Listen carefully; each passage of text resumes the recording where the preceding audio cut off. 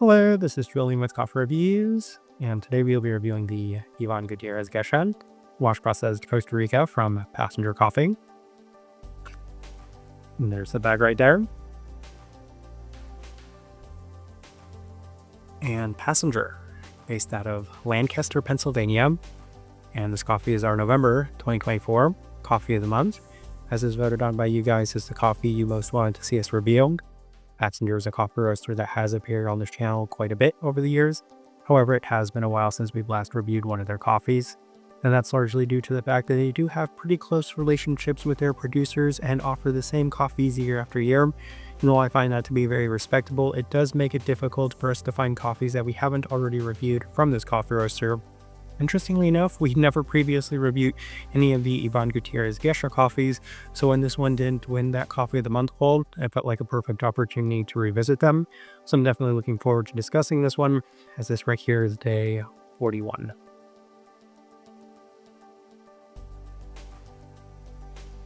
And the recipe we went with for this coffee was Passenger's recipe, at a 15.5 to 1 water to coffee ratio, brewed at 99 degrees Celsius, batch 210 degrees Fahrenheit.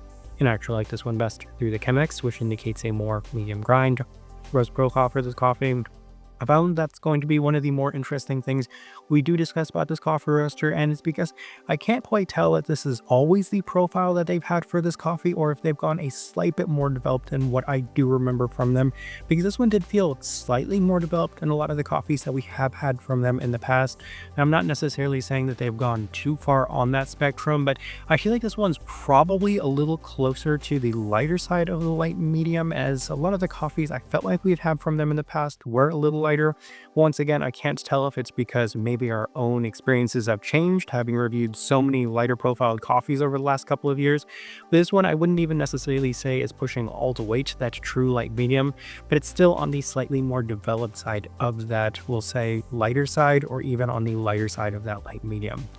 With all that out of the way, let's go ahead and start discussing this coffee. Day 15, first impression, and we did opt for the V60, and the coffee was offering a lot of the sugary components in line with the listed caramel, as there's a very prominent brown tone to the coffee while still offering plenty of the citric brightness, expectedly floral, and a nice start. And that's somewhat what I'm alluding to when I'm discussing the roast profile of this one, because people use that term brown, so maybe that's a good way of kind of identifying the profile of this one, is that it does have a slight bit of brown.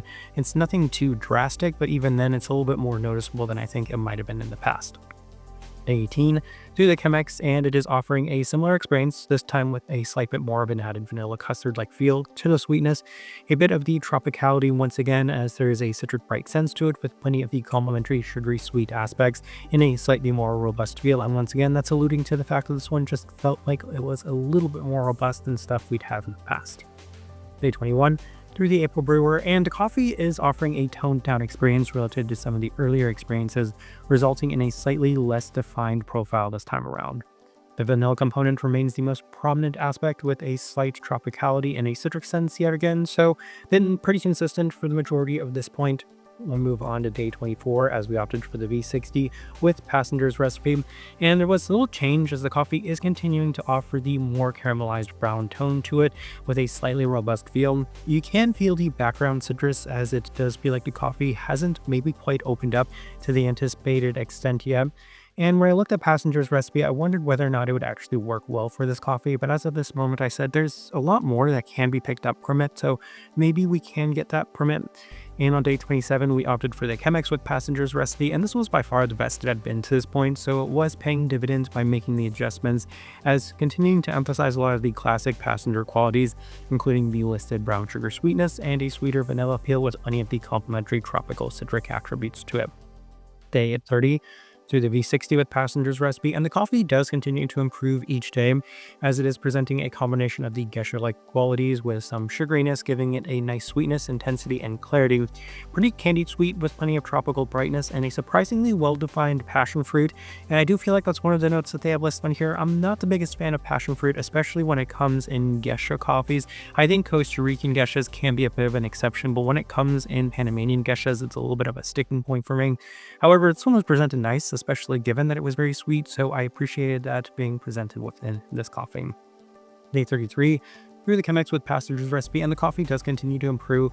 So I would say that this experience, this entire review, has generally been in line with what I usually get from passenger, which is the first couple of times being like, is this really as good as I remember? And then from that point going forward, it's still pretty good.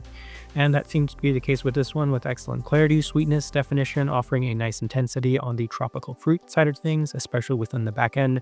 Listed passion fruit continues to be a prominent factor with a nice caramelized sweetness yet again. Day 36 through the Chemex, and there's more consistency. And one thing I have to say about this coffee is that it had that slope where you see it improving day after day, and it gets to a point where you're like, okay, this is what this coffee is supposed to be. And I feel like that day 27 mark was probably where we experienced that, as the passion fruit has become the most dominant aspect of this coffee. It's present yet again today, with an abundance of the darker brown sugar caramelized sweetness. In addition to that, some slight lemon and sugary scone fruit aspects, giving the coffee some depth, with some vanilla florality and a Gesha-like feel. And fun fact, in the notes I accidentally forgot the F, so it says Gesha-like eel. Alright, let's go ahead and put up the tasting wheel so you can see where we're getting. And we have quite a few level 4s, so let's go through those, and we will start with the cleanliness level 4. And maybe there was an outside chance that this coffee could have scored a level 5 in terms of the cleanliness, given that it is a washed Gesha. And I feel like it's still on the cleaner side of things. Maybe the slight brownness of this coffee is hindering it to the point where it doesn't justify that level 5. But even then, as far as Costa Rican coffees go, which usually aren't necessarily the cleanest, it does have plenty of clarity, so level 4 is where we put it. Finish, level 4. And I really appreciate the finish of this coffee, given that it starts and finishes in a lot of the same ways, actually pretty prominent tropical aspect, but it does have some nice depth to it. The floral components, most notably the vanilla-like aspect, is also present, so you kind of get those two combining factors, a slightly vanilla tropical finish to it, which is very nice. Sweetness, level 4. Very sweet coffee. Right from the onset was a very sweet coffee. It's one of the things I feel like I enjoyed most about Passenger when I first started either trying or reviewing them, because they do offer really nice sweetness to their coffees. Florality, level 4. That's the vanilla florality. I can't quite tell whether or not they had any other floral note listed on here or describe this coffee as being floral in any other way. I could certainly feel plenty of that throughout the entirety, as it definitely had a fair bit of a vanilla-like sweetness to it. Grapefruit, level 4.